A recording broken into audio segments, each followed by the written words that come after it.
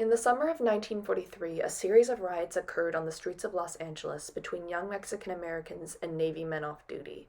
Over the course of 2 weeks, hundreds of people ended up in the hospital, bruised, battered, and some stripped of their clothing. The reason? The new fashion style, the Zoot suit.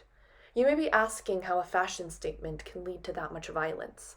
Let's dive into the history of the Zoot suit, its effects on Mexican American identity, and why it provoked the response it did. The Zoot suit style was first developed in Harlem by black urban youths in the 1930s. The style involved high-waisted, wide-legged, tight-cuffed trousers and a long trailing coat with wide lapels and shoulder pads. Fashion is, however, never just about the physical appearance, and the Zoot suit began to take on a deeper meaning in the eyes of the jazz musicians, artists, and young African Americans. The Zoot suit was a contrast to the contemporary ideals of manhood and whiteness. It embraced and fortified the identities of young people of color as the fashion style took on a countercultural movement and lifestyle. The style traveled to the West Coast, where the children of Mexican immigrants adapted the Zoot suit and created their own cultural identity that rebelled against both their parents' and mainstream America's conventional values. The fashion style was designed for dancing, and the Zoot suit wearers found a community within the clubs and dancing spots. The movement grew to have its own slang and hairstyles. The men who adorned the Zoot suit were called pachuchos. Some see the creation of the pachucho subculture as the inception of the Chicano identity.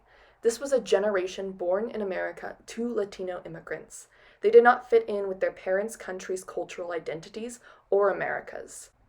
As the Pachucho constructed their own identity and shared culture, this frightened conventional white America, who saw it as a threat to their own way of life.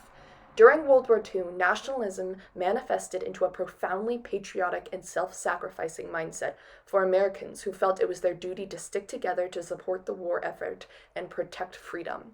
Life was about sacrificing for the war. Within this context, the Zoot suit was inherently anti-patriotic, as it required more fabric to create wide-legged pants. Tensions grew especially between military personnel and young Mexican American men who frequented the same dancing clubs in Los Angeles and would often brawl. Despite these fights being equally initiated, the media started framing the pachuchos as violent gang members and marking the Zoot suit as a badge of delinquency. Although some of the pachuchos were gang members, grouping everyone who wore the Zoot suit style as dangerous had serious consequences on the innocent young boys who were also like this style.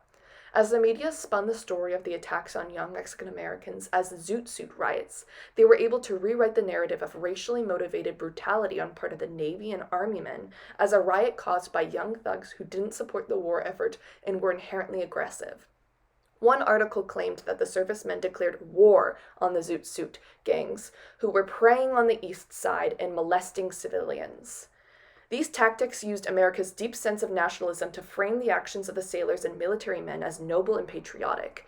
Despite the rhetoric used in many newspapers to justify these brutal attacks, many of these writers knew that young Mexican Americans were being drawn into gangs and violence due to the systematic issues that kept them marginalized.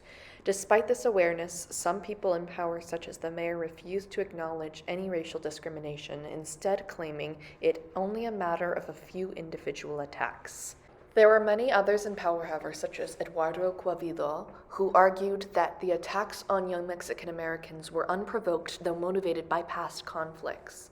Telegramming the president, he was able to tell him that the Navy men were coming into Hispanic neighborhoods with weapons and attacking anyone who wore the Zoot suit.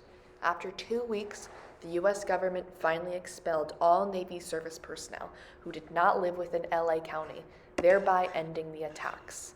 Despite how the riots actually happened, American society refused to address the racist and complex issues that created the attacks, instead deciding to blame it on the dress itself and the young Mexican Americans' desire to create their own identity. The Zoot suit marked a powerful evolution in fashion and style for more marginalized communities. It was not only the desire to be seen, but also to be heard, which motivated the young trendsetters and innovators.